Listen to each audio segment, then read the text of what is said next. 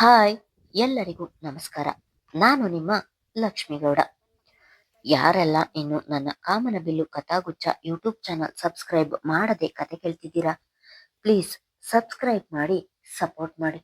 ಹಾಗೆ ನನ್ನ ಕತೆ ನಿಮ್ಮೆಲ್ಲರಿಗೂ ಇಷ್ಟ ಆದ್ರೆ ಕಮೆಂಟ್ ಮಾಡಿ, ಶೇರ್ ಮಾಡಿ. ದ್ವೇಷದ ಜ್ವಾಲೆ ಮುಂದುವರೆದ ಸಂಚಿಕೆ. ತಂದೆ ಆಡುತ್ತಿದ್ದ ಮಾತುಗಳನ್ನು ಕೇಳುತ್ತಿದ್ದವಳಿಗೆ ಏನು ಮಾತನಾಡಬೇಕು ಎಂದು ತಿಳಿಯದೆ ಮೌನವಾಗಿಯೇ ಉಳಿದಳು ಸಾಗರಿ.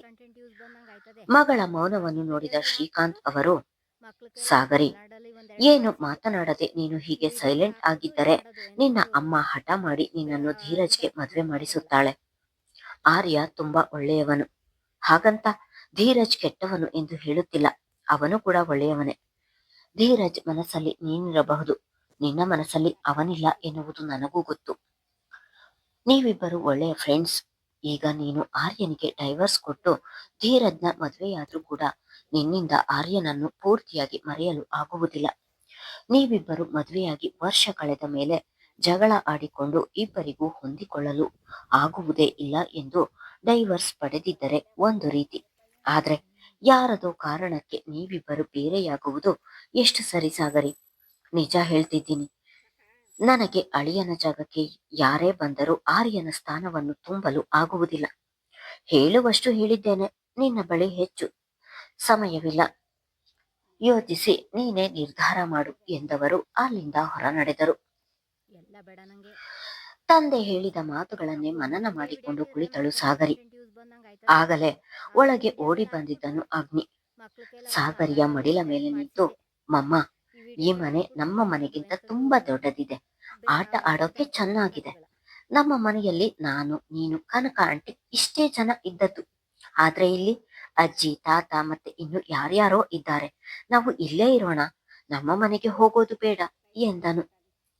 ಮಗುವಿನ ಹಣೆಗೆ ಮುತ್ತ ನಿರಿಸಿದವಳು, ಕಂದ, ಇದು ನಿನ್ನದೇ ಮನೆ, ಇನ್ಮೇಲಿಂದ ನಾವು ಇಲ್ಲೇ ಇರೋಣ, ನೀನು ಬೇರೆ ಎಲ್ಲೂ ಹೋಗುವುದಿಲ್ಲ ಎಂದಳು. ಥ್ಯಾಂಕ್ ಯು ಮಮ್ಮ ಎಂದ ಮಗು ಅವಳ ಕೆನ್ನೆಗೆ ಮುತ್ತ ನಿರಿಸಿತು. ಮೊಬೈಲ್ ತೆರೆದು ಮನೆಯ ಓನರ್ಗೆ ಕರೆ ಮಾಡಿದವಳು, ಈ ವಾರವೇ ನಾವು ಮನೆ ಖಾಲಿ ಮಾಡುತ್ತೇವೆ ಎಂದು ಹೇಳಿದಳು. ಮೌರ್ಯನನ್ನು ಡಿಸ್ಚಾರ್ಜ್ ಮಾಡಿಸಿಕೊಂಡು ಮನೆಗೆ ಕರೆದುಕೊಂಡು ಬಂದಿದ್ದರು. ಮನೆಯಲ್ಲಿದ್ದು ಒಂದು ದಿನ ರೆಸ್ಟ್ ಮಾಡಿದ್ದರಿಂದ ಪೂರ್ತಿ ಚೇತರಿಸಿಕೊಂಡಿದ್ದನು. ಸಮಯ ಸರಿದಂತೆ ಮಗುವನ್ನು ನೋಡುವ ಹಂಬಲ ಕೂಡ ಹೆಚ್ಚಾಗುತ್ತಿತ್ತು ಅವನಿಗೆ.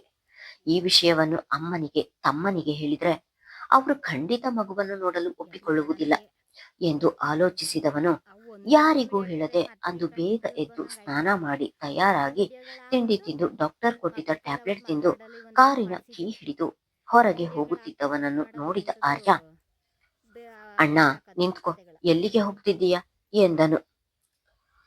ತಮ್ಮನಿಗೆ ಸತ್ಯ ಹೇಳಲಾಗದೆ, ಹೀಗೆ ಸುಮ್ಮನೆ ಹೊರಗೆ ಹೋಗ್ತಿದ್ದೀನಿ ಆರ್ಯ ಎಂದನು. ತನ್ನಣ್ಣ ಮತ್ತೆ ಕುಡಿಯಲು ಹೋಗುತ್ತಿದ್ದಾನೆ ಎಂದು ಆಲೋಚಿಸಿದವನು ಅವನ ಸಮೀಪ ಬಂದು, ನೀನು ಕುಡಿಯಲು ಹೋಗ್ತಿದ್ದೀಯಾ ಎಂದು ನನಗೆ ಗೊತ್ತು, ನಿನ್ಗೆ ಲೋ ಬಿಪಿ ಆಗಿತ್ತು ಅಣ್ಣ. ಈ ವಿಷಯವನ್ನು ಅಮ್ಮನಿಗೂ ಸಹ ಹೇಳಿಲ್ಲ ನಾನು. ನಿನ್ನ ಆರೋಗ್ಯ ಈ ಸ್ಥಿತಿಯಲ್ಲಿ ಇರುವಾಗ ಮತ್ತೆ ನೀನು ಡ್ರಿಂಕ್ಸ್ ಮಾಡಿದ್ರೆ ನಾನು ಮತ್ತೆ ನಿನ್ನನ್ನು ಹಾಸ್ಪಿಟಲ್ಗೆ ಅಡ್ಮಿಟ್ ಮಾಡಬೇಕಾಗುತ್ತದೆ. ನೀನು ಎಲ್ಲಿಗೂ ಹೋಗುವುದು ಬೇಡ, ಕಾರ್ಕಿ ಕೊಡು ಎಂದು ಕೈ ಚಾಚಿದನು. ಆರ್ಯ, ನಾನು ಕುಡಿಯಲು ಹೋಗ್ತಿಲ್ಲ. ಅಂದು ಕುಡಿದು ನಶೆಯಲ್ಲಿದ್ದಾಗಲೇ ನಾನು ಸಾರಿಕಾ ಬಳಿ ಮಿಸ್ಬಿಹೇವ್ ಮಾಡಿ ಇಷ್ಟೆಲ್ಲ ಆಗಿದ್ದು. ಇನ್ನು ಮುಂದೆ ಯಾವತ್ತೂ ನಾನು ಕುಡಿಯುವುದಿಲ್ಲ ಆರ್ಯ. ಆ ದರಿದ್ರದಿಂದ ನಾನು ಈ ಸಫರ್ ಮಾಡುವ ಹಾಗೆ ಆಗಿದೆ ಎಂದನು. ತನ್ನ ಅಣ್ಣನ ಮಾತನ್ನು ನಂಬಲಾಗದೆ ಅವನನ್ನೇ ನೋಡುತ್ತಾ ಉಳಿದನು. ಆರ್ಯ ತನ್ನನ್ನೇ ನೋಡುತ್ತಿರುವುದನ್ನು ನೋಡಿದವನು, ಯಾಕೆ ಹಾಗೆ ನೋಡ್ತಿದ್ದೀಯ? ನಾನು ಹೇಳುವುದು ನಿನಗೆ ನಂಬಲು ಆಗ್ತಿಲ್ಲ ಎಂದು ಗೊತ್ತು. ನಿನಗೆ ಅಲ್ಲ, ನನ್ನ ಬಗ್ಗೆ ಗೊತ್ತಿರುವ ಯಾರಿಗೂ ಇದನ್ನು ನಂಬಲು ಆಗುವುದಿಲ್ಲ. ಕಾಲೇಜ್ ದಿನಗಳಿಂದಲೇ ಹಾಳಾದ ಕುಡಿತಕ್ಕೆ ದಾಸನಾದೆ. ಅಪ್ಪ ಅಮ್ಮ ನೀನು ಎಷ್ಟು ಹೇಳಿದ್ರೂ ನನ್ನ ಅಭ್ಯಾಸ ಬದಲಾಗಲಿಲ್ಲ. ಈಗ ಆ ದುರಭ್ಯಾಸದಿಂದ ಲೈಫ್ ಲಾಂಗ್ ಸಫರ್ ಮಾಡುವ ಹಾಗೆ ಮಾಡಿರುವುದಕ್ಕೆ ನಾನು ಇನ್ನೆಂದಿಗೂ ಮುಟ್ಟುವುದಿಲ್ಲ ಆರ್ಯ. ನಿನ್ನ ಮೇಲೆ ಆಣೆ ಮಾಡಿ ಹೇಳ್ತಿದ್ದೀನಿ, ಇನ್ಮುಂದೆ ನಾನು ಯಾವತ್ತೂ ಡ್ರಿಂಕ್ಸ್ ಮಾಡುವುದಿಲ್ಲ ಎಂದು ಆರ್ಯನ ತಲೆಯ ಮೇಲೆ ತನ್ನ ಕೈಯಿಟ್ಟು ಆಣೆ ಮಾಡಿ ಹೇಳಿದನು. ಇಷ್ಟು ವರ್ಷದಲ್ಲಿ ಮೌರ್ಯ ಈ ರೀತಿ ಯಾವತ್ತೂ ಆಣೆ ಮಾಡಿರಲಿಲ್ಲ. ಅವನ ಮಾತುಗಳನ್ನು ಕೇಳಿದ ಆರ್ಯನಿಗೆ ಅವನು ಸುಳ್ಳು ಹೇಳುತ್ತಿಲ್ಲ ಎಂದು ತಿಳಿಯಿತು. ಸರಿ, ಕುಡಿಯಲು ಹೋಗುತ್ತಿಲ್ಲ ಎಂದ ಮೇಲೆ ಎಲ್ಲಿಗೆ ಹೋಗ್ತಿದ್ದೀಯಾ?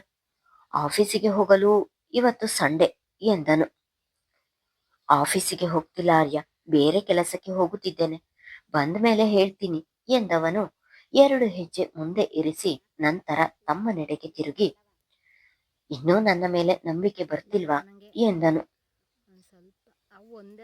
ಇವತ್ತಿನ ನಿನ್ನ ಮಾತುಗಳನ್ನು ನಾನು ನಂಬ್ತೀನಿ. ಅಮೌಂಟ್ ಏನಾದ್ರೂ ಬೇಕಾ ಎಂದನು. ಬೇಡ, ಪೆಟ್ರೋಲ್ಗಾಗುವಷ್ಟು ನನ್ನ ಬಳಿಯೇ ಇದೆ ಎಂದವನು ಅಲ್ಲಿಂದ ಹೊರ ನಡೆದನು. ಆರ್ಯ, ಯಾವಾಗ ದುಡ್ಡು ಕೊಟ್ಟರೂ ನನಗೆ ಇಷ್ಟು ಸಾಲುವುದಿಲ್ಲ, ಇನ್ನು ಸ್ವಲ್ಪ ಕೊಡು ಎಂದು ಹೇಳುತ್ತಿದ್ದವನು ಇಂದು ನನ್ನ ಬಳಿ ಇದೆ, ಅಷ್ಟೇ ಸಾಕು ಎಂದು ಹೇಳಿ ಹೋದದ್ದನ್ನು ನೋಡಿ ಅವನ ಮೇಲೆ ಆರ್ಯನಿಗೆ ಮರುಕ ಉಂಟಾಯಿತು. ಒಡಲೊಳಗೆ ಸಂಕಟ ಆವರಿಸಿತು. ಯಾರಿಂದಲೂ ಬದಲಾಯಿಸಲು ಆಗದ ನಿನ್ನನ್ನು ನಿನ್ನ ಮಗ ಬದಲಾಯಿಸಿದ್ದಾನೆ ಅಣ್ಣ. ತಪ್ಪು ದಾರಿ ಹಿಡಿದಿರುವ ಕೆಲವು ತಂದೆಯಂದಿರು ಮಕ್ಕಳಿಗೋಸ್ಕರ ಮಕ್ಕಳಿಂದ ಬದಲಾಗುತ್ತಾರೆ ಎಂದು ಕೇಳಿದ್ದೆ. ಆದ್ರೆ ಇವತ್ತು ನಿನ್ನನ್ನು ಕಣ್ಣಾರೆ ನೋಡುತ್ತಿದ್ದೇನೆ ಎಂದುಕೊಂಡವನ ಕಣ್ಣಲ್ಲಿ ನೀರು ಇಳಿದವು. ತಪ್ಪು ಮಾಡಿರುವ ಅವನಿಗೆ ಶಿಕ್ಷೆ ಕೊಡುವುದಾ, ಬದಲಾಗಿರುವವನಿಗೆ ಕ್ಷಮೆ ಕೊಡುವುದಾ ಎಂದುವುದು ಅರ್ಥ ಆಗ್ಲಿಲ್ಲ ಆರ್ಯನಿಗೆ. ಬಾಲ್ಕನಿಯಲ್ಲಿ ಕೈ ಕಟ್ಟಿ ಆರ್ಯನ ಬಗ್ಗೆ ಯೋಚಿಸುತ್ತಾ ನಿಂತಿದ್ದಳು ಸಾಗರಿ. ಊಟ, ತಿಂಡಿ, ನಿದ್ದೆ ಯಾವುದು ಸರಿಯಾಗಿ ಆಗುತ್ತಿಲ್ಲ ಅವಳಿಗೆ. ಯಾವುದರ ಮೇಲೂ ಆಸಕ್ತಿ ಇಲ್ಲ. ಅವಳು ದೂರದೃಷ್ಟಿ ನೆಟ್ಟು ಯೋಚಿಸುತ್ತಾ ನಿಂತಿರುವಾಗಲೇ ಅವರ ಮನೆಯ ಗೇಟು ದಾಟಿ ಒಂದು ಕಾರು ಒಳ ಬಂದಿತ್ತು. ಮೊದಲಿಗೆ ಕಾರು ಯಾರದು ಎಂದು ಸರಿಯಾಗಿ ಕಾಣಿಸದೆ ಇರುವುದರಿಂದ ಆರ್ಯ ಬಂದನೇನೋ ಎಂದು ಅವಳ ಹೃದಯ ಅವಳಿಗೆ ಕೇಳಿಸುವಷ್ಟು ಜೋರಾಗಿ ಹೊಡೆದುಕೊಳ್ಳುತ್ತಿತ್ತು. ಮನೆಯ ಮುಂದೆ ಬಂದು ನಿಂತ ಕಾರನ್ನೇ ನೋಡುತ್ತಾ ಉಳಿದು ಬಿಟ್ಟಳು. ಕ್ಷಣಗಳ ನಂತರ ಕಾರಿನಿಂದ ಇಳಿದ ಮೌರ್ಯನನ್ನು ನೋಡಿ ಕೋಪಕ್ಕೆ ಕೈ ಮುಷ್ಟಿ ಹಿಡಿದವಳು, ಇವನ್ಯಾಕೆ ಇಲ್ಲಿಗೆ ಬಂದಿದ್ದಾನೆ ಎಂದು ಹೇಳುತ್ತಾ ಅಲ್ಲಿಂದ ಕೆಳಗಿಳಿದು ಬಂದಳು.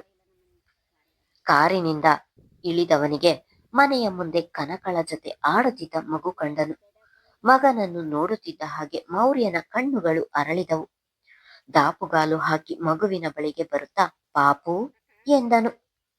ಅಗ್ನಿ ಮೌರ್ಯನನ್ನು ನೋಡುತ್ತಿದ್ದ ಹಾಗೆ ಹೆದರಿ ಬ್ಯಾಡ್ ಅಂಕಲ್ ಎಂದು ಕೂಗುತ್ತಾ ಒಳಗೆ ಓಡಿ ಬಂದನು.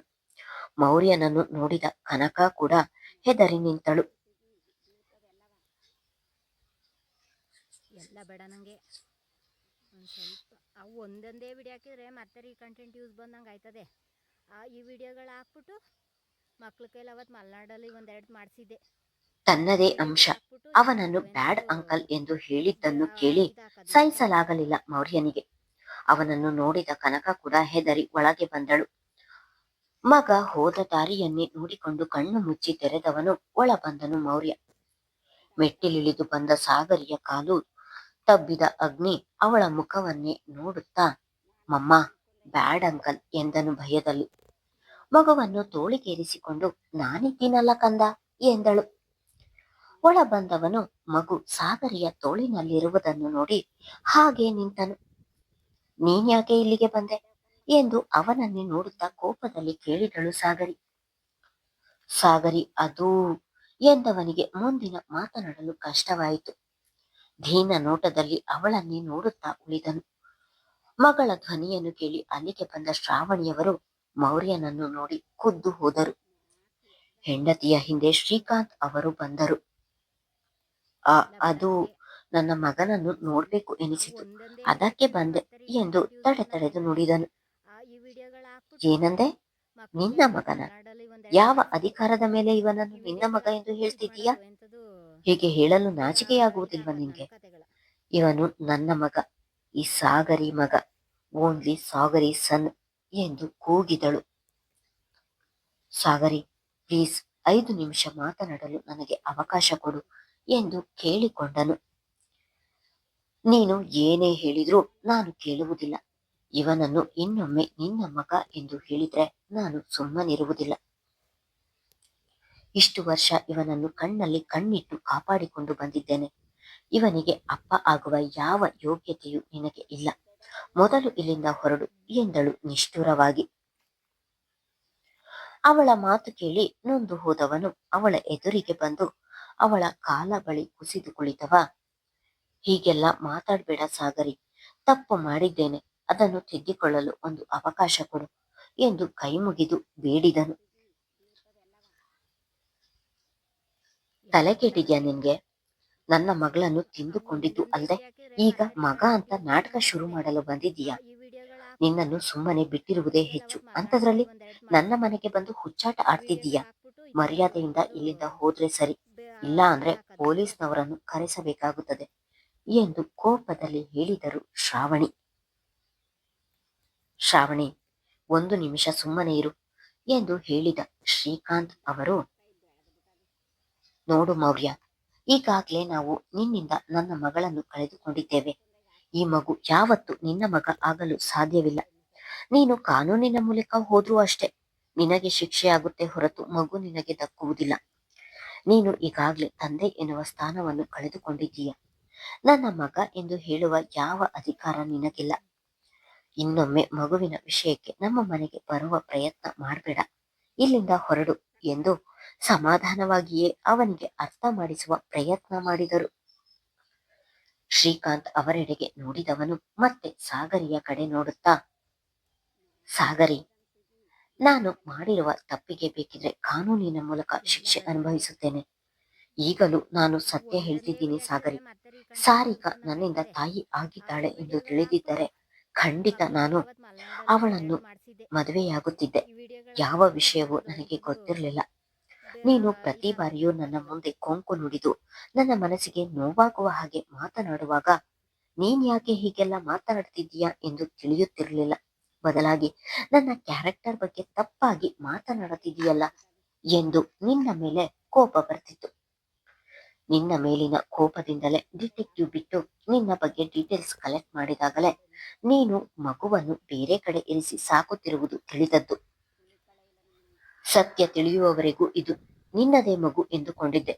ಈ ಸತ್ಯವನ್ನು ಮನೆಯವರೆಲ್ಲರಿಗೂ ಹೇಳಿ ಅವರ ಎದುರಿಗೆ ನಿನ್ನನ್ನು ತಪ್ಪಿತಸ್ಥೆಯನ್ನಾಗಿ ಮಾಡಿ ಅವಮಾನ ಮಾಡಬೇಕು ಎನ್ನುವ ಆಲೋಚನೆಯಿಂದ ಮಗುವನ್ನು ಮನೆಗೆ ಕರೆದುಕೊಂಡು ಬಂದೆ. ಇವನು ನನ್ನ ಮಗ ಎನ್ನುವ ಸತ್ಯ ತಿಳಿಯುತ್ತಿದ್ದ ಕ್ಷಣವೇ ಹಳೆ ಮೌರ್ಯ ಸತ್ತು ಹೋದ. ಈಗ ನಿನ್ನ ಮುಂದೆ ಒಬ್ಬ ಮಗನ ತಂದೆಯಾಗಿ ಮಗುವಿಗೋಸ್ಕರ ನಿನ್ನ ಎದುರಿಗೆ ಭಿಕ್ಷೆ ಬೇಡುತ್ತಿದ್ದೇನೆ. ನನ್ನ ಮಗನನ್ನು ನನಗೆ ಭಿಕ್ಷೆಯ ರೂಪದಲ್ಲಿ ಕೊಟ್ಟು ಬಿಡು. ಸಾಯುವವರೆಗೂ ನಿನ್ನ ಈ ಋಣವನ್ನು ಮರೆಯುವುದಿಲ್ಲ ನಾನು ಎಂದವನ ಕಣ್ಣುಗಳಿಂದ ನೀರು ಇಳಿದವು. What are you talking Maurya? ನಿನಗೇನು ತಲೆ ಕೆಟ್ಟಿದ್ಯಾ? ಇವನು ನನ್ನ ಜೀವ, ನನ್ನ ಉಸಿರು. ಇವನು ಹುಟ್ಟಿದ ದಿನದಿಂದಲೂ ಇವನಿಗಾಗಿಯೇ ಬದುಕಿದ್ದೀನಿ ನಾನು.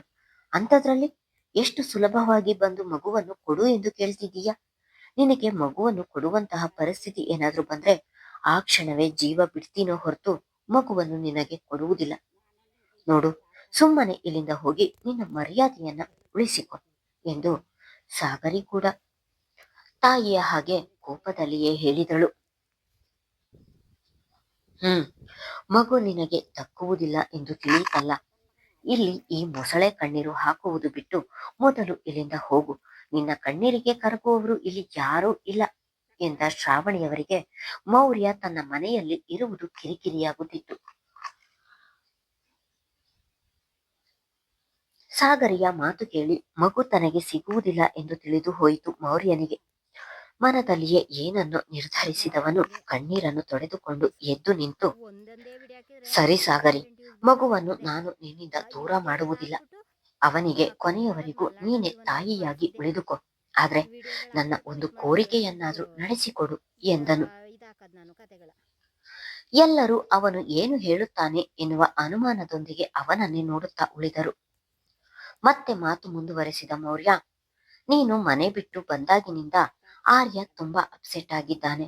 ಇಷ್ಟು ದಿನ ನೀನು ಅವನನ್ನು ಗಂಡ ಎಂದು ಒಪ್ಪದೆ ಹೋದರೂ ಅವನು ಮಾತ್ರ ನಿನ್ನನ್ನು ಹೆಂಡತಿ ಎಂದು ಮನಸಾರೆ ಪ್ರೀತಿಸಿದ್ದಾನೆ. ಇಷ್ಟು ದಿನ ನಾನು ನನ್ನದೇ ಲೋಕದಲ್ಲಿ ಇದ್ದೂ ಕೂಡ ಹಿಂದೆಂದೂ ಅವನನ್ನು ಈ ರೀತಿ ನೋಡಿರಲಿಲ್ಲ. ಊಟ ತಿಂಡಿ ಸರಿಯಾಗಿ ಮಾಡ್ತಿಲ್ಲ. ಇಷ್ಟು ದಿನ ಕಂಪನಿಗೋಸ್ಕರ ಕಷ್ಟಪಟ್ಟು ದುಡಿಯುತ್ತಿದ್ದವನು ಈಗ ಕೆಲಸದ ಮೇಲೆ ಆಸಕ್ತಿಯೇ ಇಲ್ಲದ ಹಾಗೆ ಯಾವಾಗ್ಲೂ ಮಂಕಾಗಿಯೇ ಇರ್ತಾನೆ. ಅವನನ್ನು ಆ ರೀತಿ ನನ್ನಿಂದ ನೋಡಲು ಆಗ್ತಿಲ್ಲ. ನನ್ನಿಂದಾಗಿ ಅವನ ಲೈಫ್ ಹಾಳಾಗ್ತಿದೆಯಲ್ಲ ಎಂದು ತುಂಬಾ ನೋವಾಗ್ತಿದೆ ಸಾಗರಿ. ನನ್ನ ತಮ್ಮ ತುಂಬಾ ಒಳ್ಳೆಯವನು. ನನ್ನಿಂದಾಗಿ ಅವನಿಗೆ ಶಿಕ್ಷೆ ಕೊಡ್ಬೇಡ. ಮಗುವಿನ ಜೊತೆ ಮನೆಗೆ ಬಾ. ಪ್ರತಿದಿನ ಮನೆಯಲ್ಲಿ ನನ್ನ ಮಗನನ್ನು ನೋಡಿಕೊಂಡು ನೆಮ್ಮದಿಯಾಗಿರ್ತೀನಿ. ಒಂದೊಂದೇ ವಿಡಿಯೋ ಹಾಕಿದ್ರೆ ನಾನು ಮತ್ತೆ ನಿಮ್ಮ ಕಂಟೆಂಟ್ ವ್ಯೂಸ್ ತಂಟೆಗೆ ಬಂದಂಗೆ ಬರುವುದಿಲ್ಲ. ಆಯ್ತದೆ. ಆ ಮಗುವಿನ ಜೊತೆ ವಿಡಿಯೋಗಳನ್ನ ನೀನು ಆರ್ಯ ಮಕ್ಳಿಗೆಲ್ಲ ಅವತ್ತು ಖುಷಿಯಾಗಿದ್ದರೆ ಮಲ್ನಾಡಲ್ಲಿ ಒಂದೆರಡು ಅಷ್ಟೇ ಮಾಡಿಸಿ ಸಾಕು ನನಗೆ ಈ ವಿಡಿಯೋಗಳನ್ನ ಎಂದವನ ಹಾಕಿ ಪೋಸ್ಟ್ ಮಾಡೋದು ಮಾತಿನಲ್ಲಿ ಎಂಥದ್ದು ಇಳಿಯುತ್ತಿದ್ದ ಕಣ್ಣೀರಿನ ಬಿಂದುವಿನಲ್ಲಿ ಇದಾಗ್ಬಿಡ್ತಾನು ಕತೆಗಳು. ಅವನೆಷ್ಟು ನೋವು ತಿನ್ನುತ್ತಿದ್ದಾನೆ ಎನ್ನುವುದು ತಿಳಿಯುತ್ತಿತ್ತು. ಮುಂದುವರಿಯುವುದು. ಕಥೆಯ ಬಗ್ಗೆ ನಿಮ್ಮ ಅಭಿಪ್ರಾಯ ತಿಳಿಸುವುದು ಮರೆಯಬೇಡಿ. ಧನ್ಯವಾದಗಳು.